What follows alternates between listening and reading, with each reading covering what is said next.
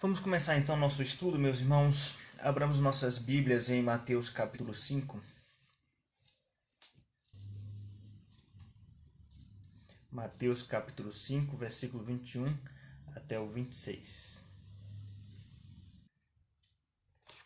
Diz assim: Ouvistes que foi dito aos antigos: Não matarás, e quem matar estará sujeito a julgamento. Eu, porém, vos digo que todo aquele que sem motivo se irar contra seu irmão estará sujeito a julgamento. E quem proferir um insulto a seu irmão estará sujeito a julgamento do tribunal. E quem lhe chamar tolo estará sujeito ao inferno de fogo. Se, pois, ao trazeres ao altar a tua oferta, ali te lembrares de que teu irmão tem alguma coisa contra ti, deixa perante o altar a tua oferta. Vai primeiro reconciliar-te com teu irmão, e então, voltando, faze a tua oferta.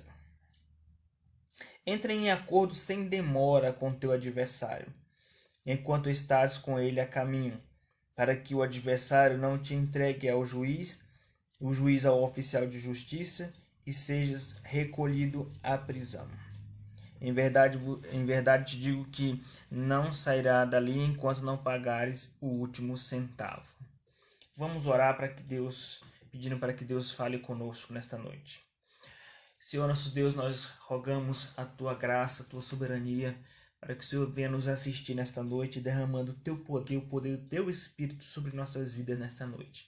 Derrama a tua graça, o teu poder, ministra os nossos corações na tua palavra, que seja muito mais do que informações teológicas, mas seja o teu Espírito Santo nos confrontando. Que o Senhor, meu Deus, não leve em conta nossas limitações e fraquezas, conforme está escrito no Salmo 103, que o Senhor não nos trata segundo as nossas fraquezas, mas que o Senhor olhe para nós através, Pai, do sangue do Cordeiro. Se conosco e glorifica o teu nome, nós te pedimos isto em nome de Jesus. Amém.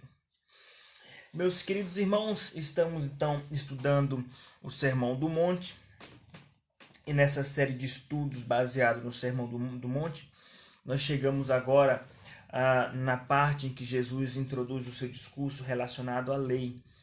Isso demonstra a importância que a lei tem para o ensino de Cristo, para o cristianismo.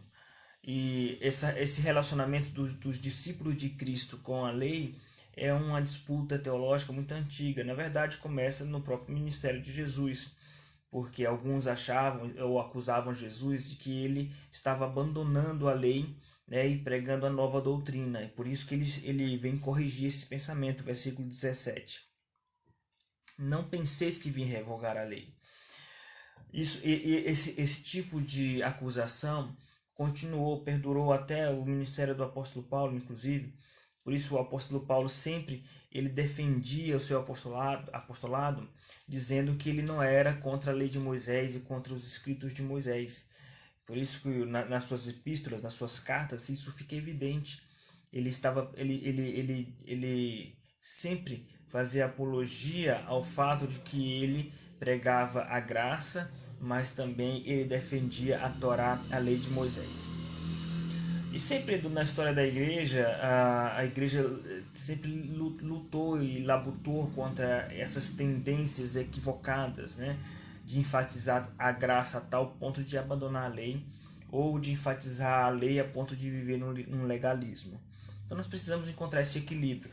O Sermão do Monte vem surtir efeitos como um remédio em nossas vidas para que nós possamos ter um equilíbrio nesse sentido.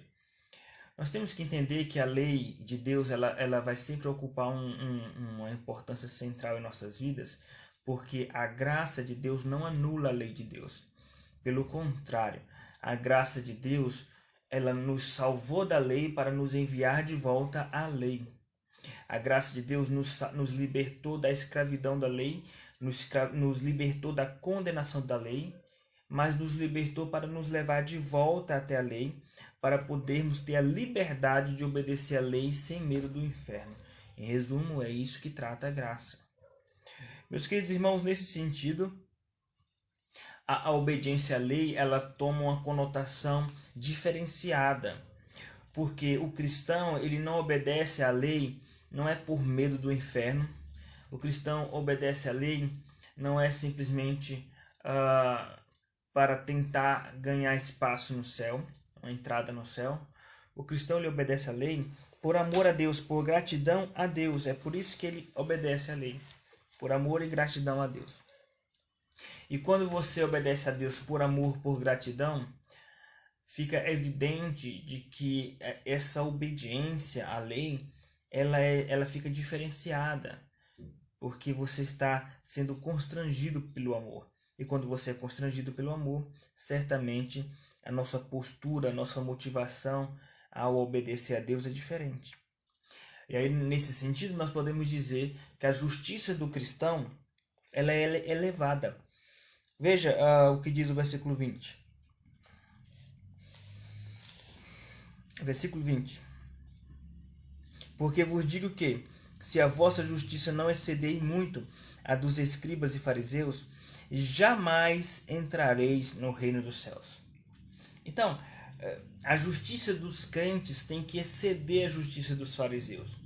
Lembremos-nos de que a justiça dos fariseus era tida como um referencial de obediência. Os fariseus são tidos até hoje como pessoas exemplares na obediência à lei.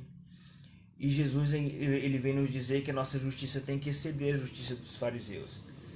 Se nós já nos sentimos apequenados diante da justiça dos fariseus, quanto mais tentar obedecer além da justiça dos fariseus. Será que conseguiríamos ter uma obediência mais elevada do que a dos fariseus? Nós temos que entender o que significa uma justiça que excede, né? E por isso, nós iremos falar nesta noite sobre a superioridade da justiça cristã. Tá? Então, o tema do estudo de hoje, e pelo menos dos próximos, é a superioridade da justiça cristã, em vários âmbitos. Hoje nós iremos falar sobre a superioridade da justiça cristã nos relacionamentos. Depois nós iremos falar sobre a superioridade da justiça cristã na moralidade, né, sexual, versículo 27, no juramento, depois na vingança, no amor ao próximo, na prática da justiça, das esmolas, da oração, do jejum. Então, em todos esses aspectos que os fariseus eram tidos, na verdade, como uma referência, e que nas religiões geralmente é onde se estabelece os princípios éticos normativos, a justiça cristã tem que ser elevada, tem que ser superior. Mas nós precisamos entender o significado dessa superioridade da justiça cristã. Então, o tema dessas próximas etapas é a superioridade da justiça cristã, baseado no versículo 20, porque nós entendemos que o versículo 20 é o coração do Sermão do Monte. Versículo 20, porque vos digo que se a vossa justiça não exceder em muito a dos escribas e fariseus, jamais entrareis no reino dos céus. Então nós precisamos entender o que significa uma justiça que é superior em muito a dos fariseus. Significa duas coisas, para que nós não nos esqueçamos. Uma justiça, por que a justiça dos crentes é uma justiça superior? As demais justiças das religiões, a justiça dos fariseus, a nossa justiça ela é uma justiça elevada, ela é uma justiça superior. Em primeiro lugar, porque a nossa justiça, na verdade, é a justiça de Cristo. Não é a justiça que vem de nós, é a justiça de Cristo.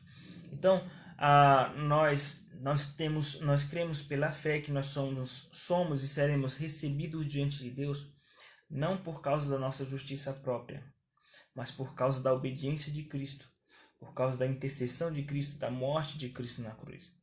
Então, toda a justiça de Cristo ela é aplicada a nós, tal qual todos os nossos pecados foram aplicados em Cristo, no sentido de que Cristo se fez maldito em nosso lugar, porque o pecado o castigo que nos traz a paz estava sobre ele. Então, Cristo carregou nossos pecados na cruz e nós carregamos a justiça de Cristo através do selo do Espírito Santo.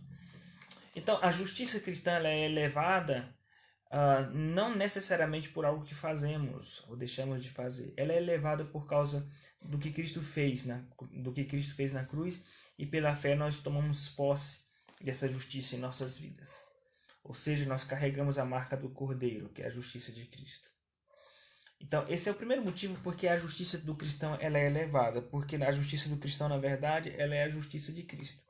O segundo motivo, consequente deste, é porque uma vez que pela fé eu creio que a justiça de Cristo se aplica à minha vida, isso significa que eu creio que eu sou aceito diante de Deus gratuitamente. Significa que eu tenho acesso à vida eterna gratuitamente. Consequentemente, isso tem que me levar a uma mudança de postura. Isso tem que me levar a uma mudança de vida, aonde eu vou me preocupar não apenas com um comportamento social. Eu vou me preocupar não apenas em ser bem visto pelos homens, em ser um bom cidadão perante as pessoas. Eu vou me preocupar em ter uma vida de santidade, a começar no meu quarto, na minha família, na minha casa, na minha vida íntima, aonde ninguém está olhando. Eu vou começar a me preocupar em ter uma vida de santidade, não apenas em meu comportamento, em meu relacionamento externo com as pessoas, mas dentro do meu coração.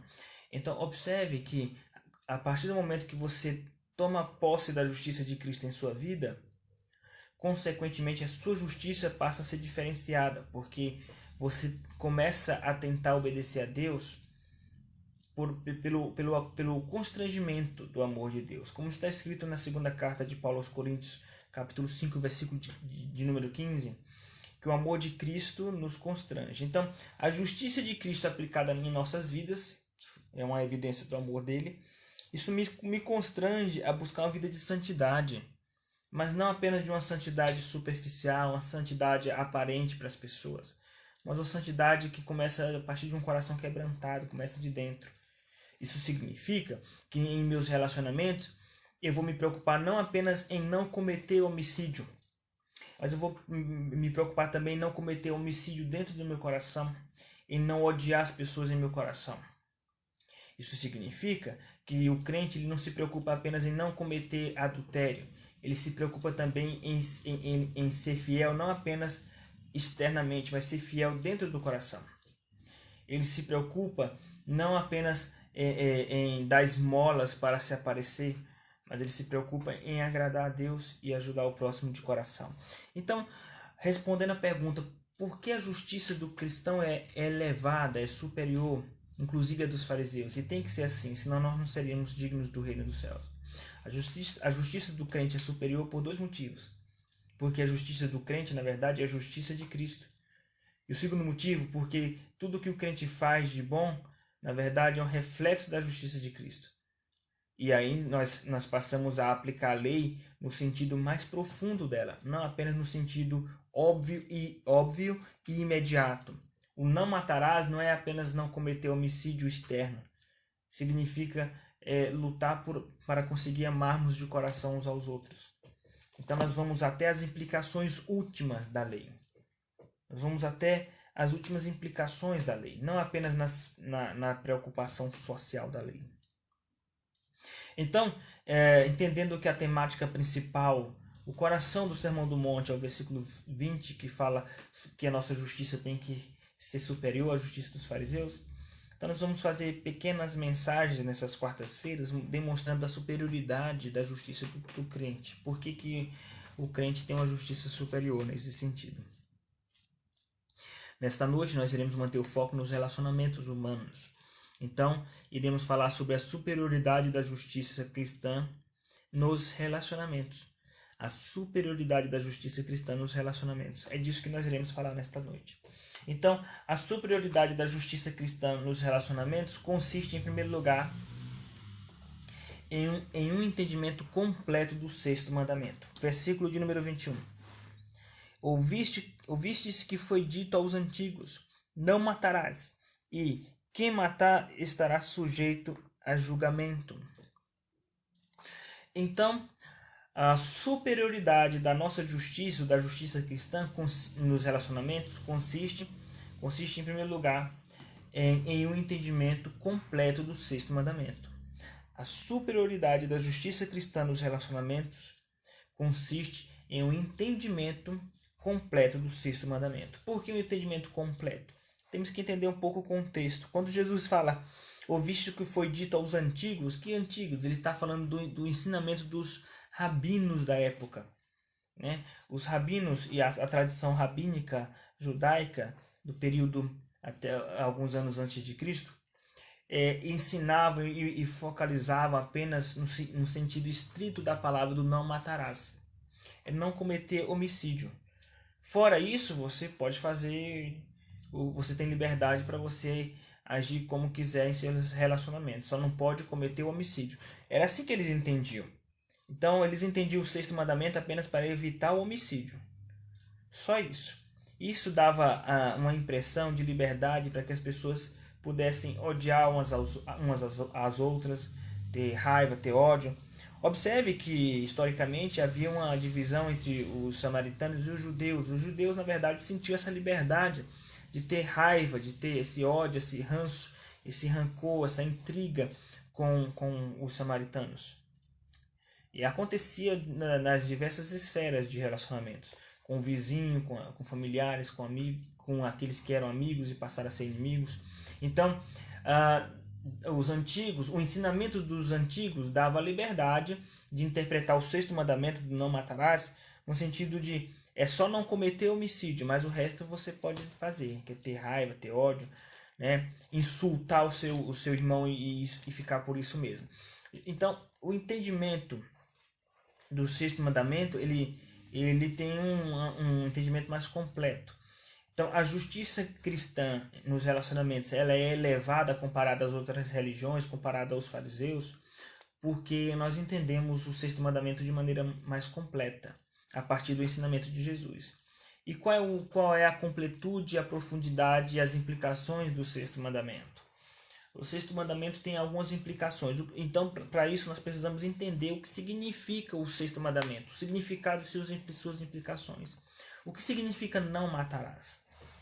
Algumas pessoas interpretam de maneira muito superficial, através de uma hermenêutica muito infantil e rudimentar o sexto mandamento.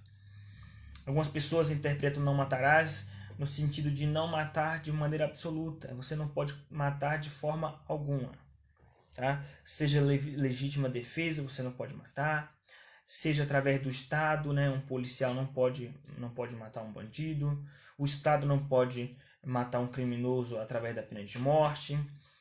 O Estado não pode matar inimigos em uma guerra. Então, esses cristãos, geralmente, são cristãos mais sensíveis, né? Eles interpretam de maneira muito equivocada esse mandamento, né? No sentido de não matarás. Entendem que é não matar de forma alguma. Não pode matar de forma alguma. Nós precisamos entender, em primeiro lugar, meus irmãos, que o significado desse mandamento, ele proíbe, em primeiro lugar, o homicídio físico. Tá?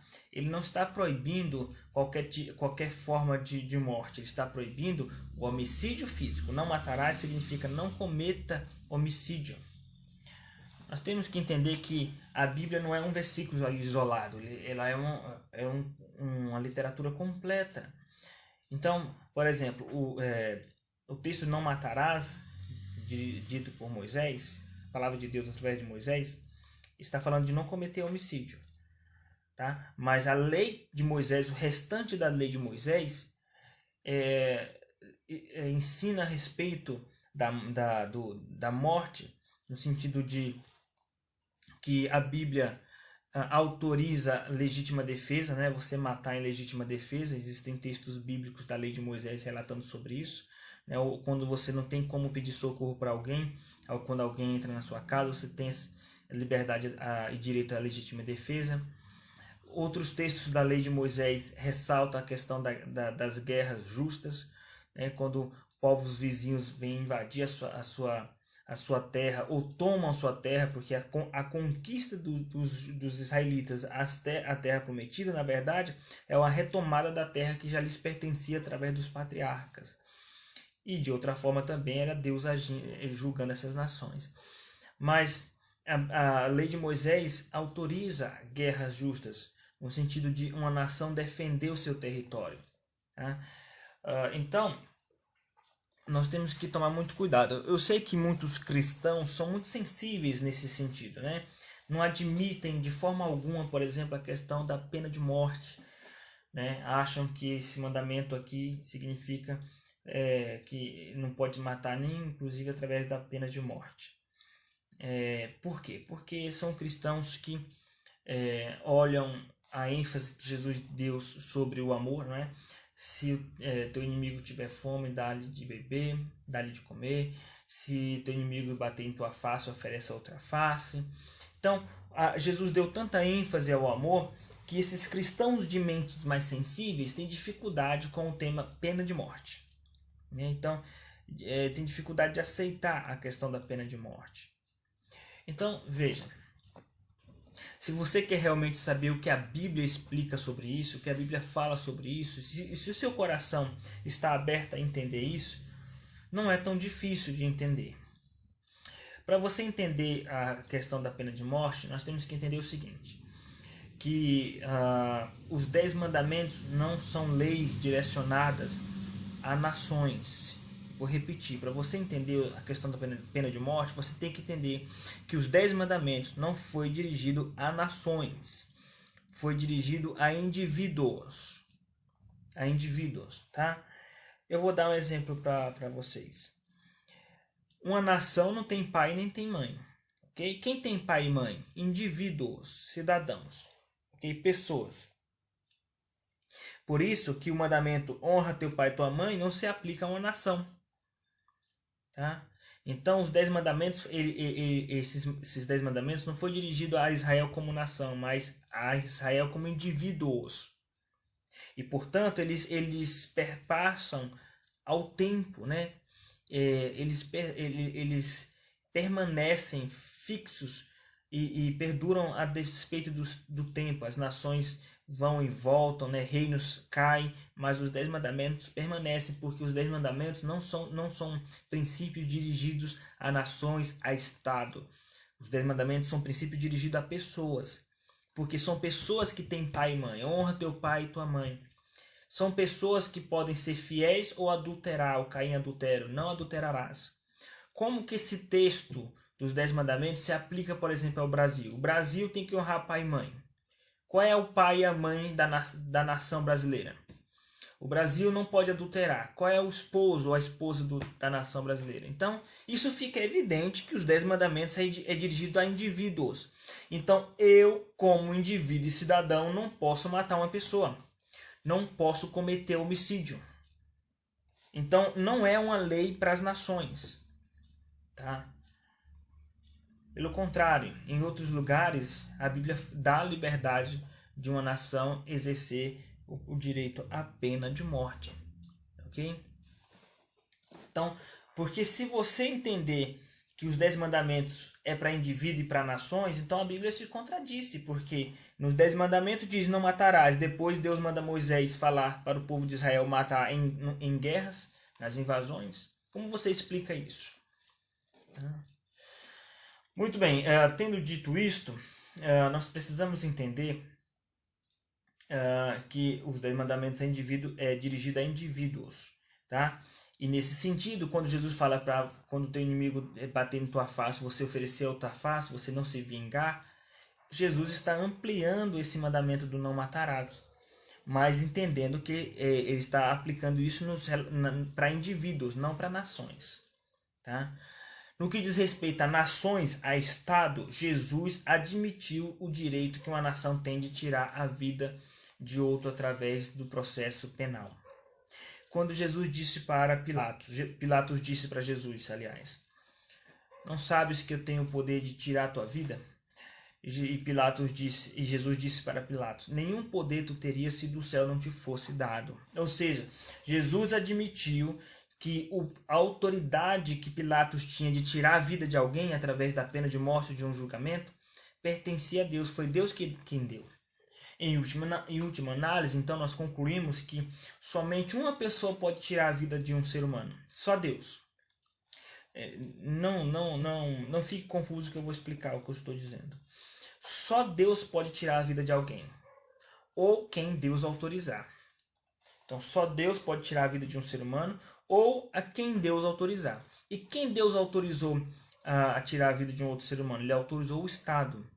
Em que circunstâncias? Pena de morte e nas circunstâncias de guerra.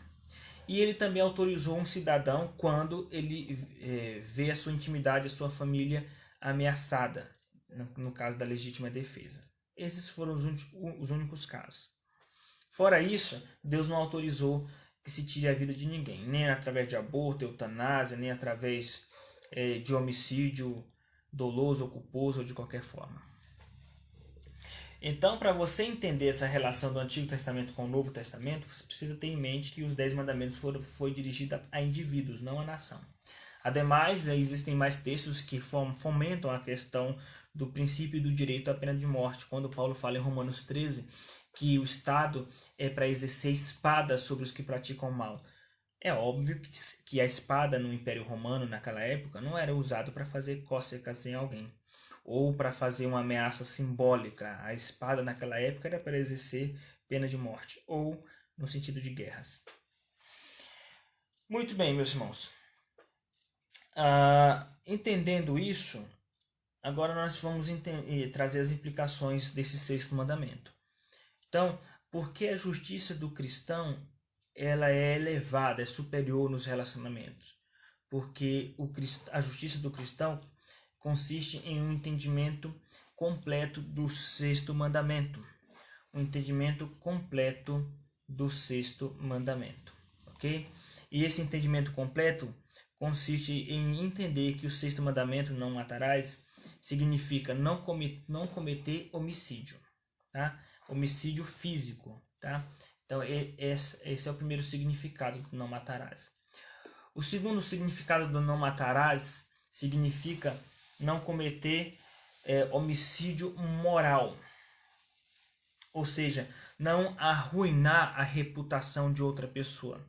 Isso é a maneira de você matar alguém, não fisicamente, mas matar a reputação de alguém. Quantas vezes existem pessoas que matam a reputação de alguém no trabalho, matam a reputação de alguém na igreja? E quando se mata a reputação de alguém, meus irmãos, só Deus vai restaurar a reputação daquela pessoa, porque as palavras, depois que são ditas, é impossível você recolhê-las e reconstruir a imagem da pessoa. Então é por isso que é muito perigoso o uso que nós fazemos de nossas palavras. Então, o não matarás, Jesus ele traz as implicações, a amplitude do não matarás. Quando Jesus diz, eu porém vos digo, né, ouviste o que foi dito aos antigos, não matarás, e quem matar estará sujeito ao julgamento, eu porém vos digo. Não é que Jesus estava trazendo um ensinamento novo, ele estava na verdade ensinando o que significa realmente o ensinamento de Moisés. Tá? Ele não está ensinando nada novo, ele está explicando o real significado deste mandamento. Significa não cometer homicídio físico, significa não cometer homicídio moral. Ou seja, na linguagem de hoje, não cometer, não provocar danos à moral da pessoa, à imagem da pessoa, né? Então, veja, versículo 22. Eu, porém, vos digo que todo aquele que sem motivo se irar contra o seu irmão estará sujeito a julgamento. E quem proferir, falar um insulto a seu irmão, estará sujeito a julgamento do tribunal. E quem lhe chamar tolo estará sujeito ao inferno. Então, o chamar, o proferir, né, significa difamar a imagem de alguém. Então, quando ele diz quem proferir um insulto, aqui a expressão em grego é quem chamar o seu irmão de raca, né? O que significa raca? É uma transliteração do aramaico reka, né? É um tipo de xingamento, né? De insulto a outra pessoa, a honra da pessoa. A tradução literal dessa palavra raca, que aqui em português na Almeida está como insulto, a tradução literal é imbecil, tá? É imbecil, ou cabeça oca, ou pessoa tola, ou um débil, ou uma pessoa com dificuldades intelectuais. No sentido mais chulo é chamar alguém de burro, de idiota, tá? Então, o mandamento não matarás significa não cometer homicídio físico, significa não cometer homicídio moral. Você não destruir a imagem da pessoa dizendo que ela é uma pessoa incapacitada intelectualmente. E não somente intelectualmente, mas moralmente. Quando ele diz a quem chamar quem lhe chamar tolo, essa palavra tolo aqui, moré em hebraico, né? No grego, mas que para a literatura hebraica significa uma pessoa imoral, tá? Ou uma pessoa profana, tá? Esse tolo aqui significa, para a literatura hebraica, uma pessoa profana, uma pessoa imoral. Resumindo, é você não xingar alguém no seu momento de raiva, tá?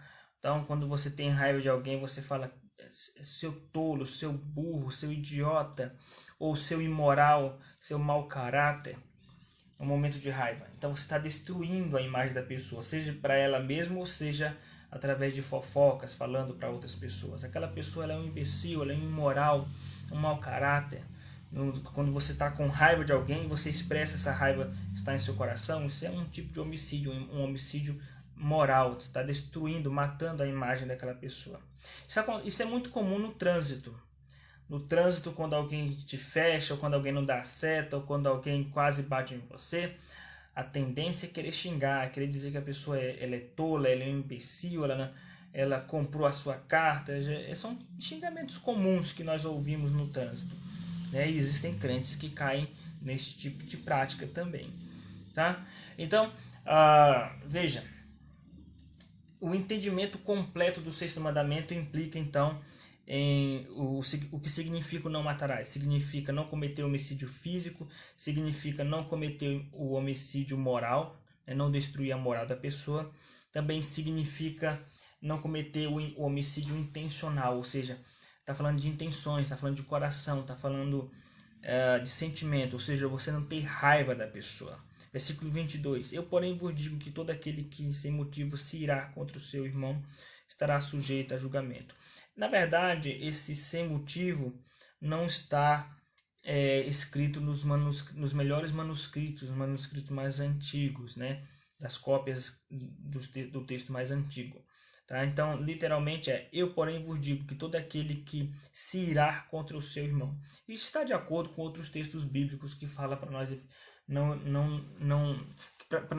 para nós nos vermos livres de toda amargura, toda ira, toda gritaria. Está escrito em Efésios capítulo 4. Então, de fato, é nesse sentido.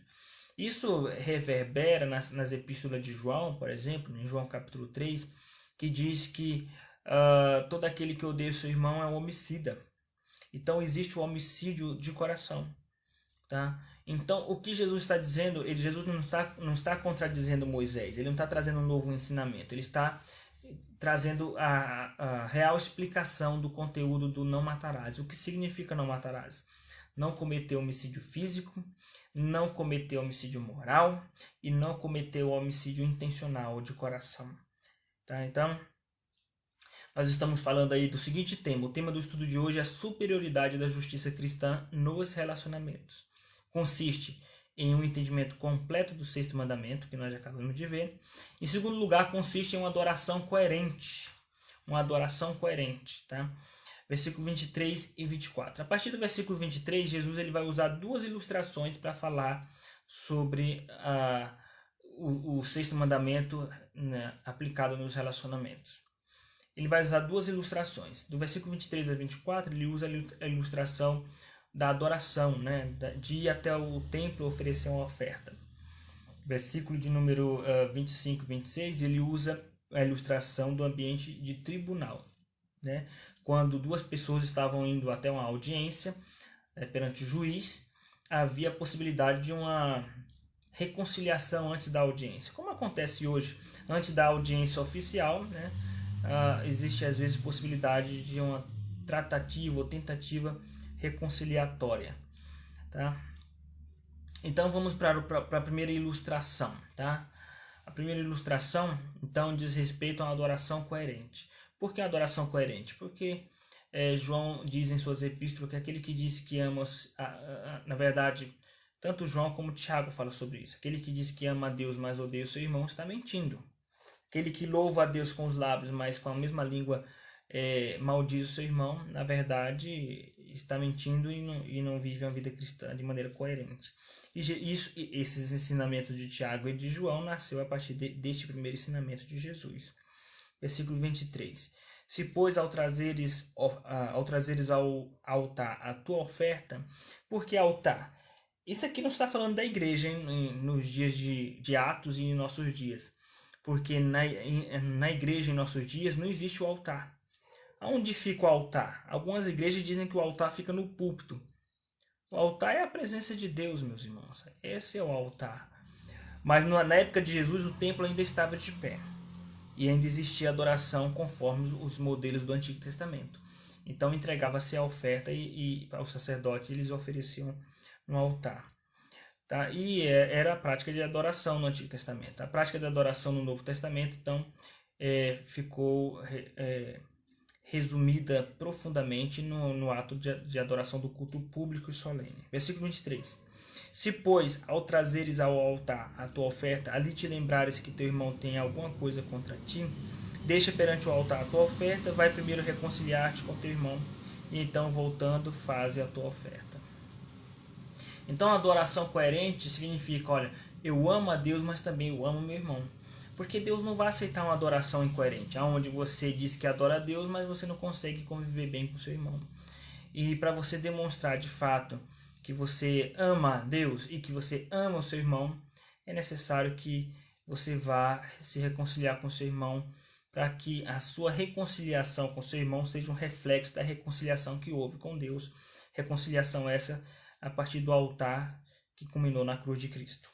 Então, agora veja o verbo reconciliar. Ele não usou o verbo pedir perdão. Vai pedir perdão para o teu irmão. Ele falou reconciliar-te. Porque algumas pessoas dizem que quando nós temos algo contra alguém ou alguém tem algo contra nós, é necessário que é necessário irmos até a pessoa pedir perdão, mesmo que nós não estejamos errados, mesmo que estejamos corretos. Você já deve ter ouvido isso em alguma igreja. Peça perdão mesmo que você esteja correto. Isso não é justo, meus irmãos. Isso não é justo.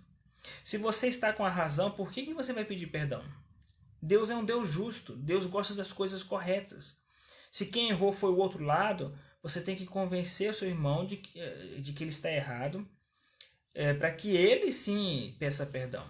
Jesus não mandou você pedir perdão estando certo. Ele mandou você buscar reconciliação. Agora, se nesse processo de reconciliação, de diálogo, o seu irmão apontar defeitos seus, apontar falhas suas, você também errou nesse processo, aí sim você vai pedir perdão aonde você errou. Mas se onde foi o seu irmão que errou, ele que tem que pedir perdão. E aí você tem que mas claro que isso tem que ter evidências, né? Tem que ser baseado em evidências de que foi seu irmão que cometeu o erro. Resumindo, você não tem que ir necessariamente com essa disposição ou necessariamente com o objetivo de ir só pedir perdão. Não, você tem que ir com o objetivo de se reconciliar, estabelecendo toda a justiça. Onde você errou e onde o outro errou. Ou onde só o outro errou, ou onde só você errou. Mas é necessário que isso se estabeleça, se resolva através de um diálogo. A conclusão do diálogo vai levar ao pedido de perdão. Da outra parte, da sua parte ou de ambas as partes. A conclusão do diálogo, do processo reconciliatório. Tá? Então, é nesse sentido que Jesus fala do reconciliar-te. Muito bem. Por último, a justiça cristã ela é superior nos relacionamentos porque ela consiste em considerar a justiça de Deus. Tá? Então, em nossos relacionamentos, nós consideramos a justiça de Deus. Ou seja, nós nos lembramos que Deus é um Deus justo. Tá? Então, o versículo de número 25 e 26 ressalta sobre essa justiça de Deus. Inclusive, essa ilustração que Jesus usa é dentro de um contexto, de um ambiente, de uma ilustração de um tribunal. Versículo 25 a 26. Entre em acordo sem demora com o teu adversário, enquanto estás com ele a caminho, para que o adversário não te entregue ao juiz, e o juiz ao oficial de justiça, e sejas recolhido à prisão. Em verdade te digo que não sairás dali enquanto não pagares o último centavo. Jesus está usando uma ilustração, uma metáfora, baseada naquilo que acontecia no cotidiano dos seus dias. que era muito comum.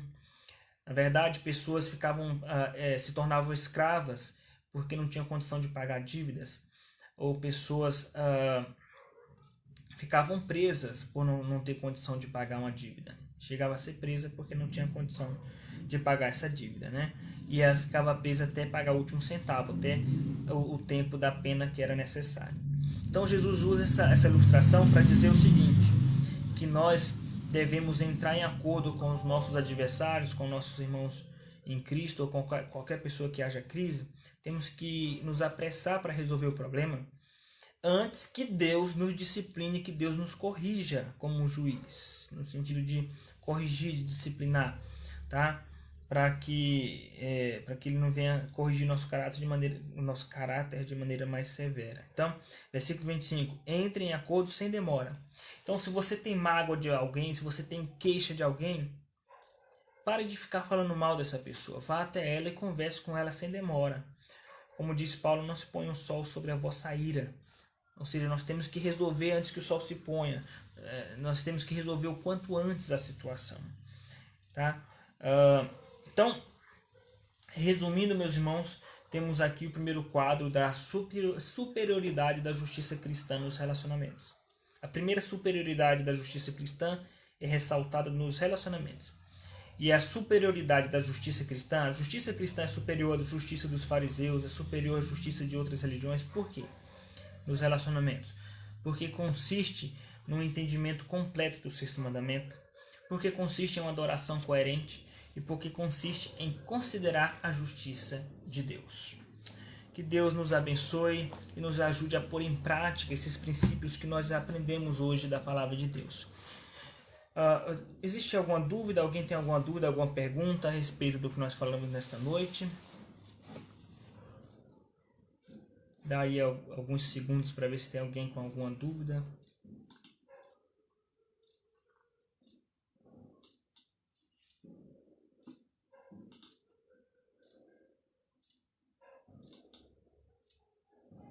Me parece que não temos nenhuma pergunta, então nós vamos encerrar. Vamos orar para encerrar este momento.